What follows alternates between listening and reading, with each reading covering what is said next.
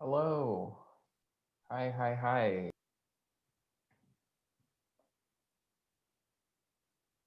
Folks, thanks for joining us. We're super excited to be here in conversation with Deepa Iyer. Um, would you like to give your own intro, or do you want Julius or I to give you one, Deepa?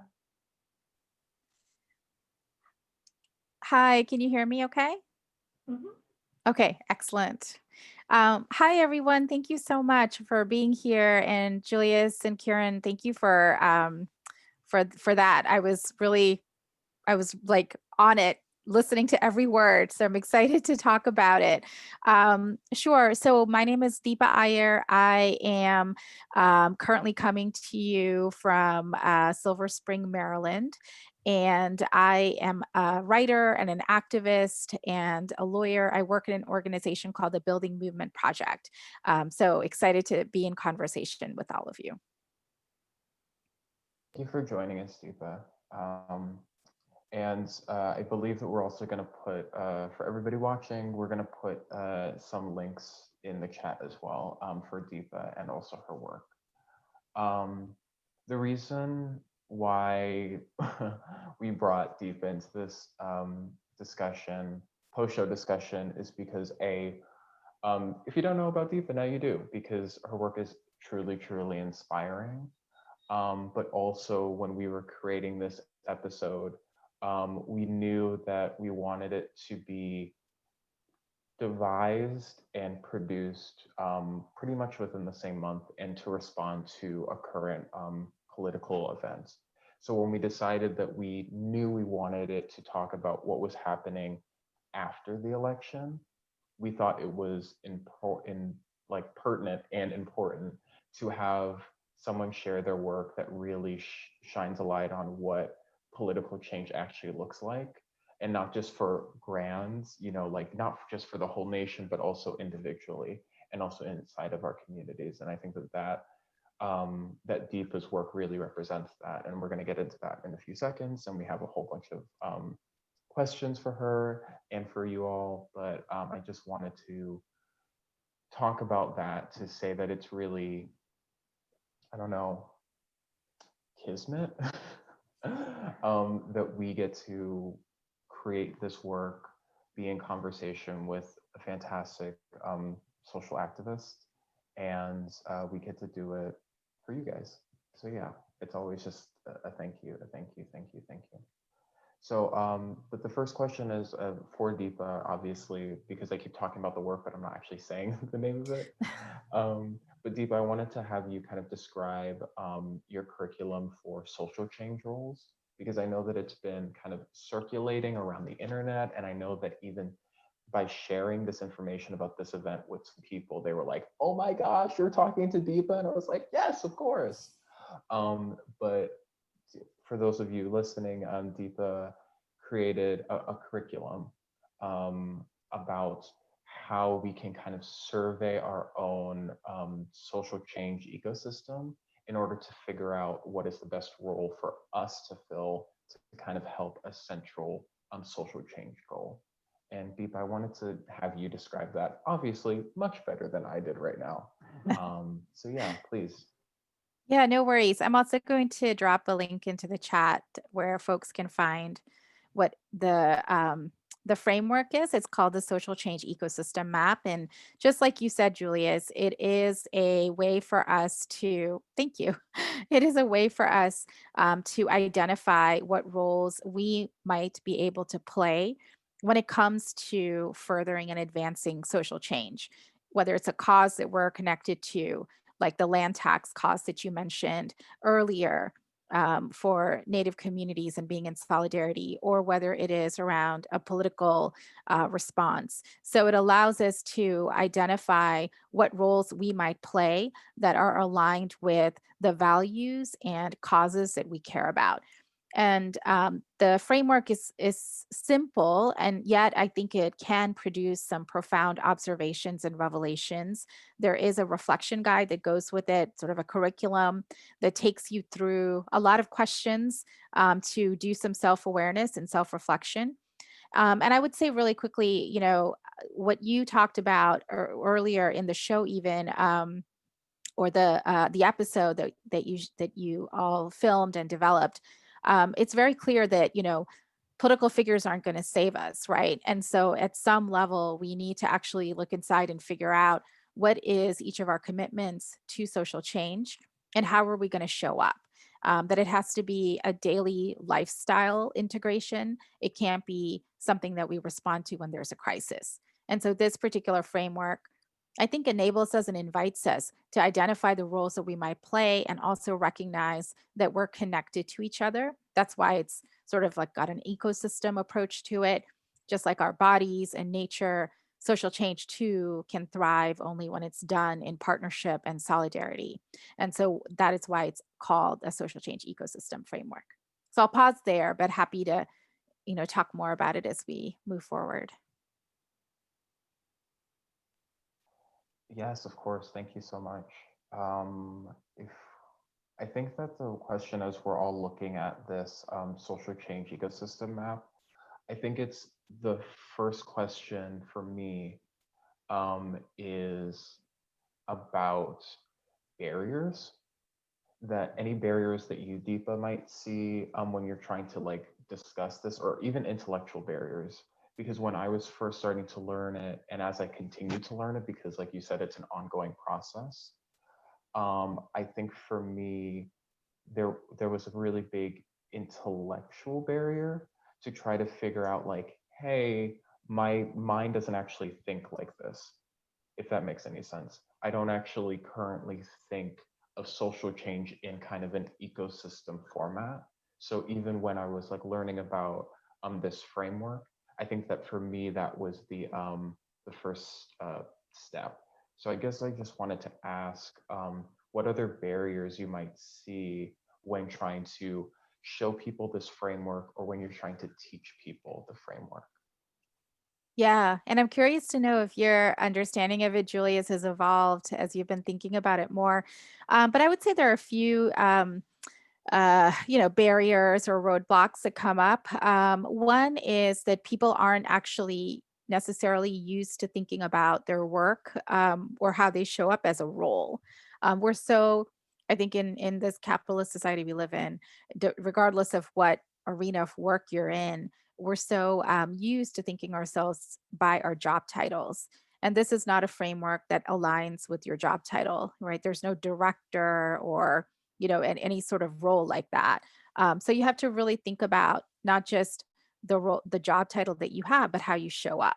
So in a way, it democratizes, because there's no hierarchy. It democratizes what we all do when it comes to social change. The second sort of barrier that often happens is that people have imposter syndrome at times. So folks will say, well, there's no way I'm a visionary.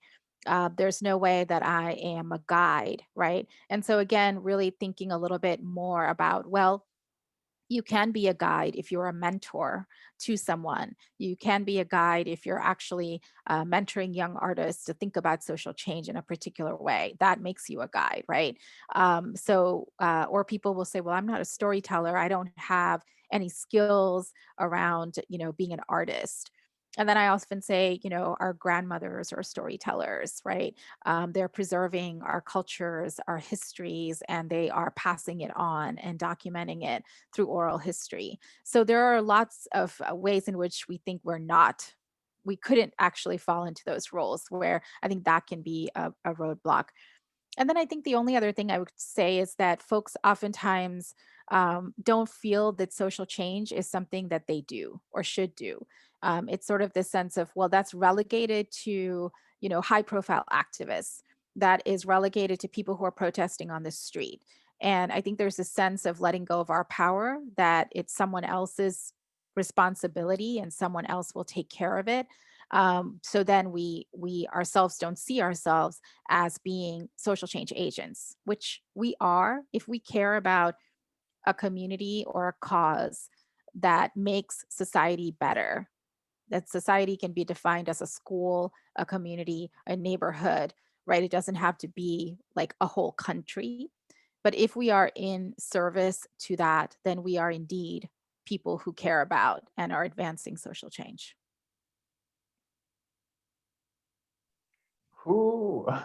Whew, I need like a glass of water after you speak. Every time it's like too much. Um, I think that that's you hit on something that I don't know what Kieran is thinking or feeling about how the understanding has changed for them. But I think for me, it's almost the opposite of what you were saying, because sometimes because what I just heard was some people don't see themselves in some of these roles. Um, so maybe there's like a dissociation from thinking that they can be, like you said, social change agents. I think that something that I was kind of feeling was that being a theater maker or being a writer kind of puts me into one or two roles only. And I think that that was something that I'm always trying to understand and deeper, deeper, like every single time that I revisit this, is that it's like, oh, I'm a storyteller, yes, historically, but that doesn't necessarily mean that I need to do that role for every social change, like wave or need. And I'm not necessarily the storyteller for every community that I live in. I'm not necessarily the storyteller at work. I'm not necessarily the storyteller with my friends. I'm not necessarily the storyteller with the people in my neighborhood or on my street. So I think that that's the one thing that I'm always trying to like get into, especially with like all of the discussions that we're having about equity and social change in like arts and theater, because then we like confine ourselves almost to one or two roles, where in theory we could be any role, or we could be like the one role that we are the most afraid of. We can totally be the frontline responder, but we don't necessarily think that we can, because we've already been like locked into this role. But Kieran, I don't know if it was different for you or, yeah.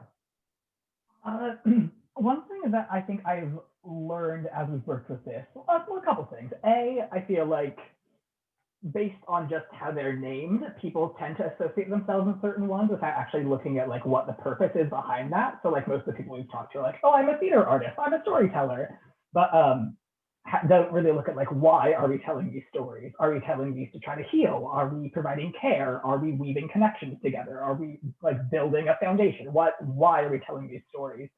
So I think that's a level that I have been learning to analyze deeper on this. And also, I think that it takes active engagement too. I think there's also kind of a mentality, again, like in our artistic community of like, well, I'm an artist, so I'm obviously making social change, when that may not be necessarily true. And it takes more examination of intentionality to be doing that. Yeah, I really appreciate what both of you shared. Sorry, go ahead, Julius. Were you going to add something? Oh no, please, you go first, please. Yeah, no, I just wanted to validate what you both shared. I mean, just like you said, Julius, I think that the framework enables people to slot themselves into different roles based on the context. So it is very contextual. So, for a particular, if I am part of a campaign that is connected to, getting cops out of schools in my city, I might play a particular role depending on my privilege, my power, right? So that those are also questions to keep in mind, which is might be different from another cause where I might be more central, right, to the campaign. So there's also some interrogations about how our privileges show up, how our positionalities show up, and what role we choose. So it does change depending on context.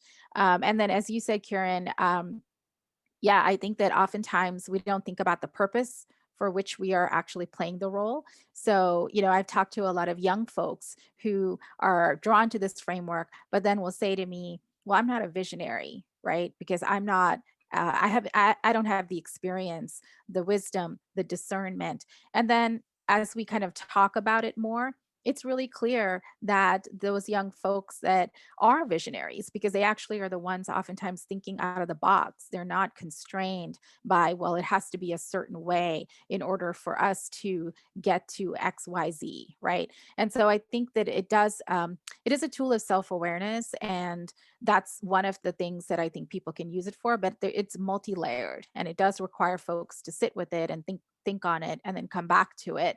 So it's an iterative process, definitely as well. And I think that that like leads me to another question. Surprise, surprise.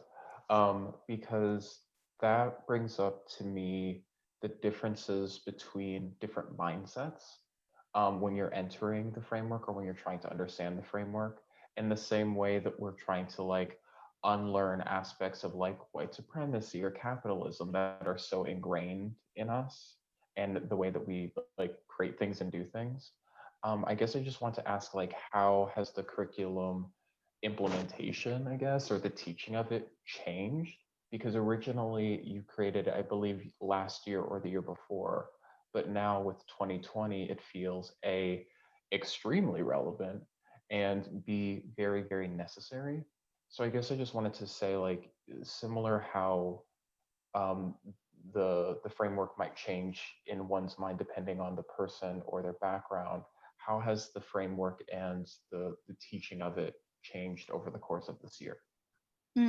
That's a great question. And also, folks who are here, feel free to drop in the chat what roles you play or you tend to play. It would be great to know, um, you know, what this ecosystem has in terms of the roles. Yeah, so it has shifted. I mean, I created this framework actually in 2017, and it really came out of the political moment and feeling that I was on this seesaw, like a lot of people were, going from numbness to outrage and back again.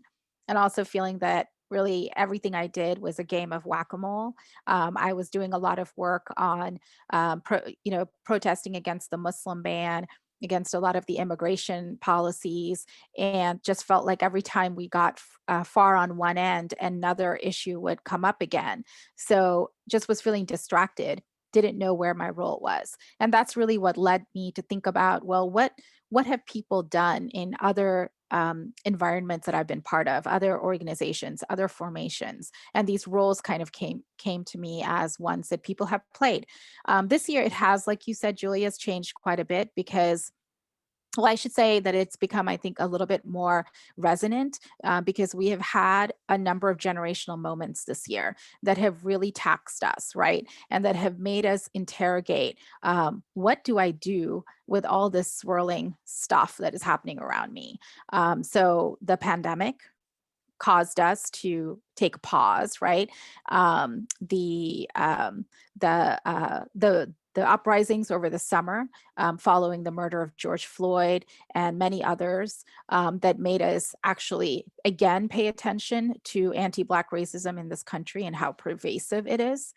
And then thirdly, the political climate, right? The polarized political climate, the lead up to the election. So we had these three, I would say, generational moments this year where it's very clear that we're not going to be what we were before because of 2020, right? And so I think there was this sense where people felt oftentimes hopeless or not knowing what to do, helpless and hopeless. Those were words I would hear a lot when I would be teaching this curriculum or telling people about this framework.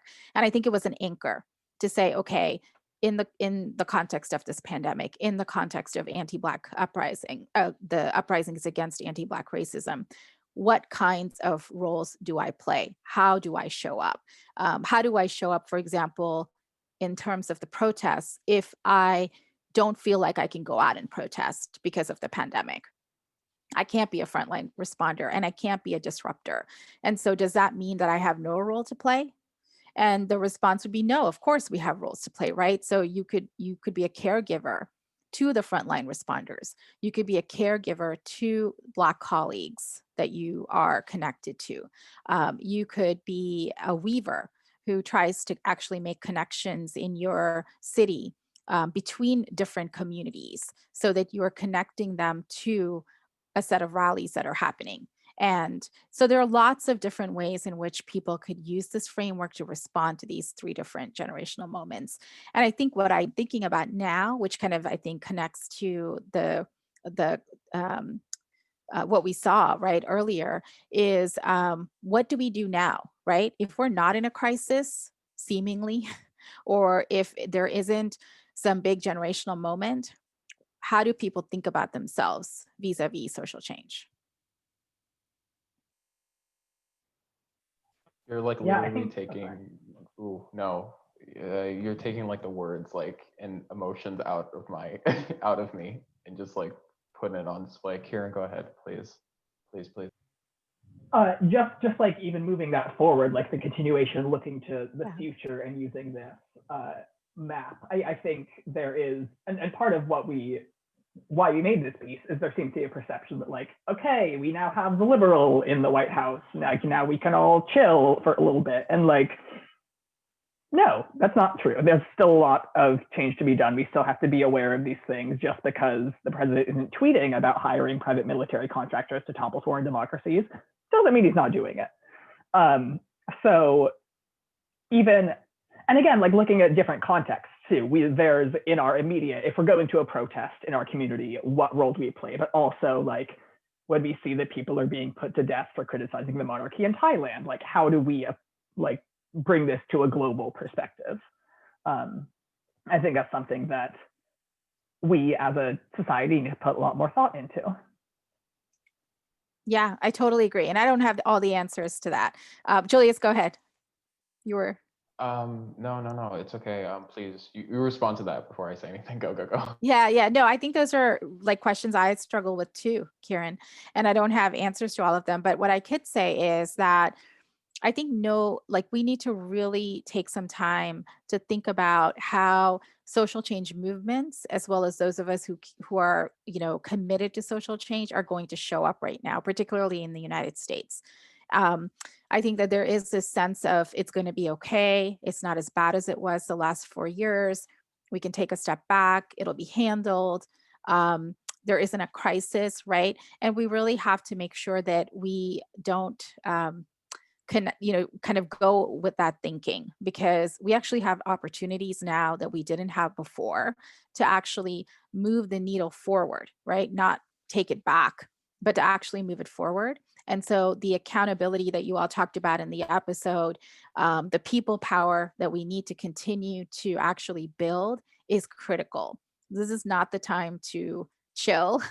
This is the time to actually get clear and then to act. And so I've been thinking about sort of, especially with this new administration, I think that we need to figure out how we push towards one, a reckoning, right? We have to reckon with what happened over the last 4 years. We also have to reverse. We have to reverse all of the awful things that were put in place. We have to repair. We have to repair the harm that directly affected communities experienced as a result of bans and raids and all of the awful trauma that was inflicted on people over the past 4 years. And then we have to reimagine and rebuild. And reimagining and rebuilding is not status quo. It's not a return to 2008. It's actually learning from what we went through the last 4 years to set some guideposts that are much higher. It's actually about saying we deserve a certain type of future and a certain type of present, and we will ask for it. We're not going to hold back. So I think that's the cycle of reckoning, reversal, repair, rebuild fits with the framework as well, because I think we can ask ourselves, where do we fit, right? When we think about that, what are our visionaries telling us are the North Star when it comes to social change, when it comes to racial justice, for, just using that as an example, right? What does it mean to actually have true racial justice in this country? What is our North Star from the standpoint of policies, institutions, and the like? What can caregivers be doing and healers be doing to repair the harm that was endured by so many communities? What can we do as frontline responders and disruptors to not return to the status quo? to actually demand what we are wanting, right? How can storytellers document what did happen over the last 4 years? Kieran, you had that great part in the episode where you talked about we don't even have the information from the drone strikes, and we don't have a lot of information, right? Even from the past 4 years. So what does documentation look like, and how can storytellers advance that? So you get where I'm going here. I think that once we kind of if we agree that this is the moment to actually do the reckoning, reversal, repair, and rebuild, then we can actually identify how we can situate ourselves in these roles in order to move that process forward.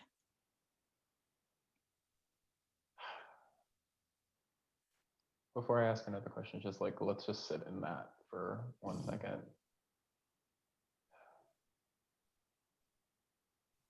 Oh my God, Deepa, stop.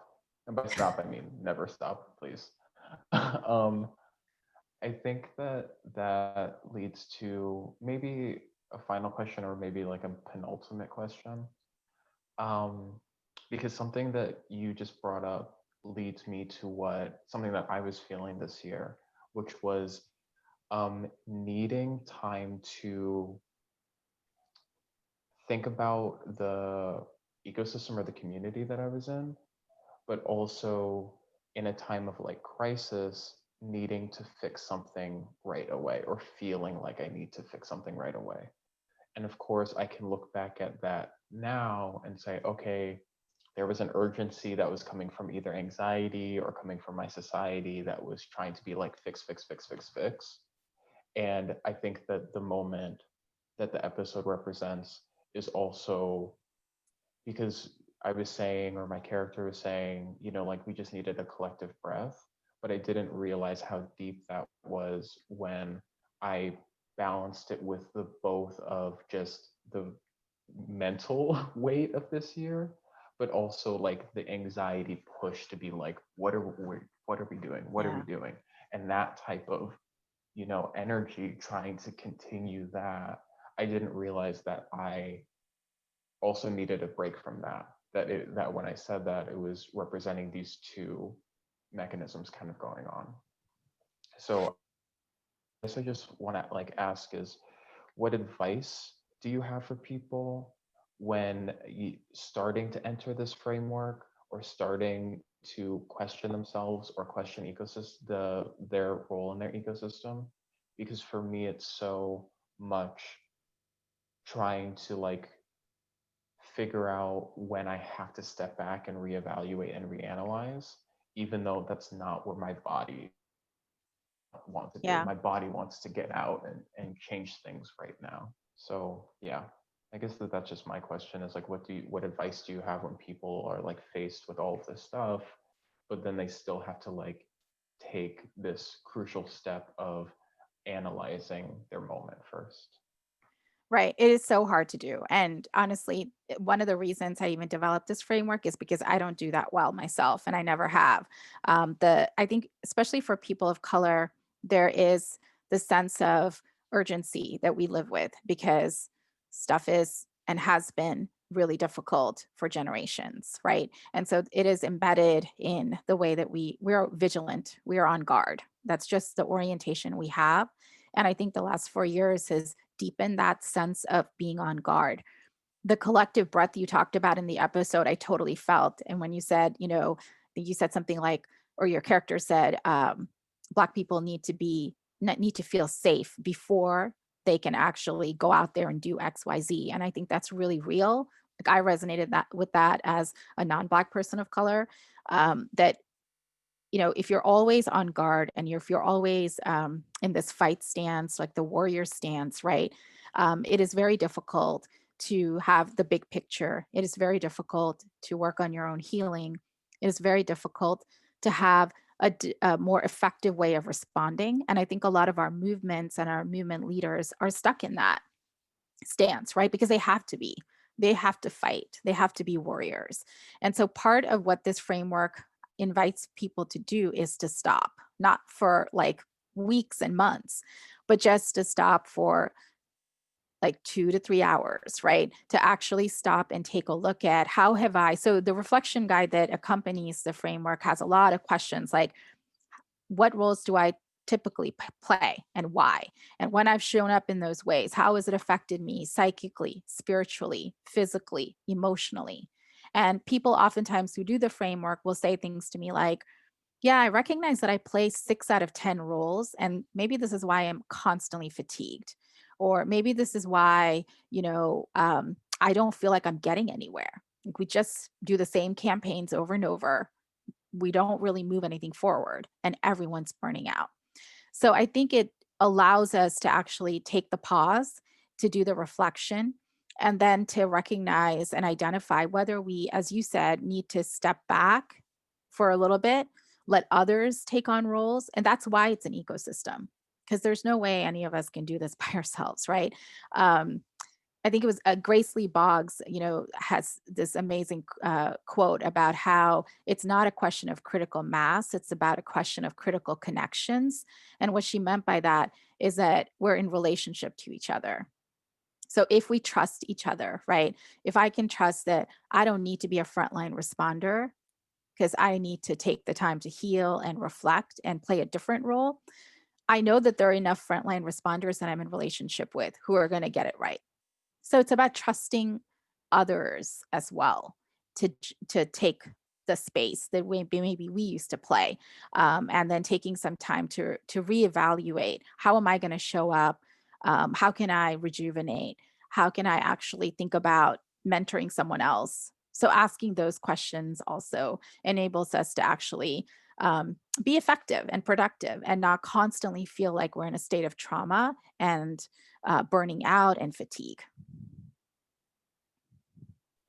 You actually just answered a question that I've been like sitting on for a long time with this ecosystem. Is that obviously like something I hear a lot and I believe is like urgency is both a tool of and a result of white supremacy, but also like fighting white supremacy is such an urgent thing that like how do we reconcile those? And in what you were just saying about why it's an ecosystem, I hear you saying like we delegate, we spread out the work so that we can do this together.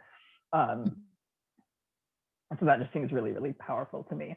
I think we have time for 1 or 2 more of the questions that we had. But I think the one I want to go to now is, what resources do you recommend to people who are struggling with some of these questions? And what resources have you found useful in your journey to this? And then also what resources can you offer that would help support you and your work? Yeah, well, I think that some of this is, as I mentioned, like an ability to do some self-reflection and self-awareness. So one resource, a couple of resources, journaling can really be helpful. Identifying people who you can actually turn to and talk about some of your reflections with, not people who are always going to yes you, but people who will challenge you a little bit. So I think there are resources just in ourselves and in the people that we are surrounded by that we can turn to. Obviously, we can also turn to the books and articles and other forms of intellectual thought when it comes to social change. But I believe that so much of this starts with, getting a little bit more clear about purpose and values, privilege and power. And those kinds of conversations are both with yourself, but also with the people that you trust and people who are going to challenge you and people who've known you for a while and going to say, well, I kind of see you showing up like X all the time. And I'm wondering if you want to think about something else, right? So I think I would suggest some of that. I also, if people are more interested in learning about the framework, I invite you to, there are a lot of Insta Live and webinars and things I have done that if you want to learn more, you can find that. I'll drop the link into the chat, or someone else might be dropping the link into the chat, where you can see a series of Insta Live conversations I did in conversation with others who are utilizing this framework. So that might be useful. So people who are artists, people who are organizers, people who are in the philanthropy world, right? People who are in the business world. So anyone really can utilize this framework if they want to. and if they, of course, have a connection to authentic social change. So those are just some of the resources I would recommend. Oh my gosh. Thank you so much, Deepa. Um, thank you so much. I think that within regards to time, because our time is all precious, I do want to just thank you one more time and thank all of our attendees for like participating and like sharing space with us in this one moment.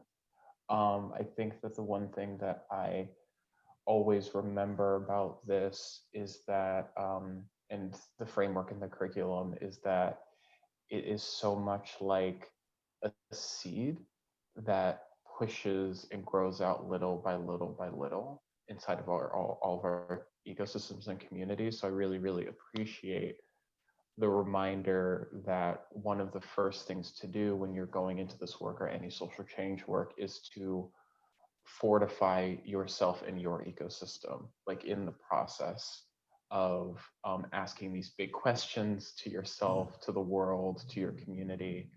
And I think that that's the one thing that I'm always trying to figure out with, trying to figure out that it's like taking care of myself, or the self-care is the community care, and it's all kind of interwoven. So I really want to thank you so much for all of your words. Thank you. Thank you so And much for having me. yes, of course, literally anytime. And I will say anytime because also attendees, um, we're going to drop some links in the chat, more about Deepa and her work. But also, if you want to support us, we actually have another interview series called Ecosystems that is wholly inspired by Deepa's work, where we like talk to social change activists or community members inside and outside of our area to kind of figure out what ecosystems they think that they're a part of, and also which roles they're utilizing inside of their different pursuits of social change. So it's kind of great and weird that we get to close out the playground innovator showcase this year with you talking about this work, because it kind of is not just representative of the other projects that we're doing at the forum, but it's like really representative of all of the like ecosystem community building that I feel like we've been doing over the past, I don't know, like year or something like that. It's not like anything has been crazy happening this year. So but yeah, I wanted to say thank you again to Deepa, and I want to say thank you to all the attendees who are still here with us. And tell people about Deepa, tell people about like this work, this framework. Look in the chat, if you're interested in work, said it's just 2 or 3 hours just to start that self process. And if you're interested in like donating, really cool, and we're doing this work and continuing doing this work, check out the chat. And also, if you want to learn about any of the practices that we've been talking about, whether it's the framework or the Shumi land tax, information in the chat. So gosh, this is just like such a nice day. I'm like ready to like go out and take care of myself. Haha, you guys thought I was gonna say change the world, which I am. So yeah, just thank you again. And also, we're gonna close out, but I'm sure if you have any more questions for us, please follow Deepa on Instagram. I put her link in the chat, and also you can follow us. And we'll put all of the links. Our language is our love language is links right now. And yeah, very, very, very big gratitude. Thank you, everybody. Thank you so much. Thank you for all that you do. Grateful to be in community with you. Yeah. Now you're a part of my ecosystem and I'm a part of yours. Haha, this was my plan the entire time. And that has always been my hope. Bye, everybody. Bye.